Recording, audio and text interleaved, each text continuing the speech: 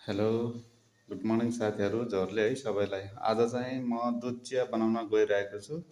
दुध चिया कसरी मिठो हुन्छ, कसरी बनायो भने राम्रो हुन्छ भनेर हजुरहरूलाई देखाउन गइरहेको छु। दुध चियामा चाहिँ सबैभन्दा पहिला चाहिँ हामी दुध हाल्नु परिहाल्यो होइन।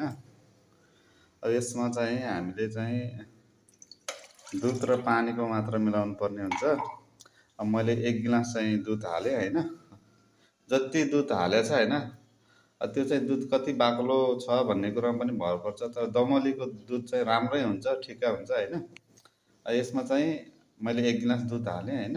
यसरी नै जति दुध हालेछ त्यति चाहिँ हामीले पानी हाल्नुपर्छ है, पानी। त्यसरी नै अब चिया खानको लागि चियापत्ती हाल्नु परिहाल्यो। यसमा दुध चियाको लागि राम्रै हालौँ ल। यो के अरे चियापत्ती भइहाल्यो।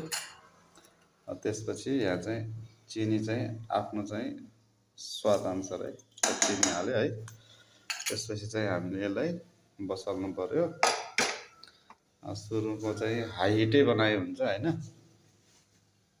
मेरो यहाँ बल्दैछ। यो चाहिँ दुध चिया भइहाल्यो होइन। अब यसलाई मजाले चाहिँ उम्लिन दिनु पर्यो। उम्लेपछि अलिकति चाहिँ ग्यास सानो गरेर मारिदिने। अब फेरि धेरै बेर पकायो भने पनि यो चाहिँ अलिकति दुधको चाहिँ गन्ध आउने गर्छ कि। त्यसले ठिक्क मिलाएर पकाउने, एकचोटि मजाले उमाल्ने। त्यसपछि चाहिँ आगो सानो गरेर 1 मिनट जति राख्यो भने चाहिँ चिया एकदम मिठो हुन्छ है साथीहरू। यो चाहिँ दुध चिया यसरी बनाउनु होला। ध्यान दिनु होला कि जहिले पनि दुध जति हाल्नु भएको पानी त्यति नै हाल्नु। दुधको चिया एकदम मिठो हुन्छ ल। थ्याङ्क यू, धन्यवाद। ल साथीहरू, अहिले चाहिँ मेरो दुध चाहिँ अब रेडी भयो होइन। म चाहिँ चिया चाहिँ स्टिलको चाहिँ गिलासमा खाने गर्छु क्या। स्टिलको गिलासमा राख्यो भने चाहिँ पछिसम्म पनि यो तातो भइरहेको छ क्या। चिसो चियाले मिठो पनि हुन्न होइन। त्यही कारणले म हाल्दैछु है। अघि मैले ठ्याक्कै 1 गिलास दुध 1 गिलास पानी हालेको थिएँ होइन।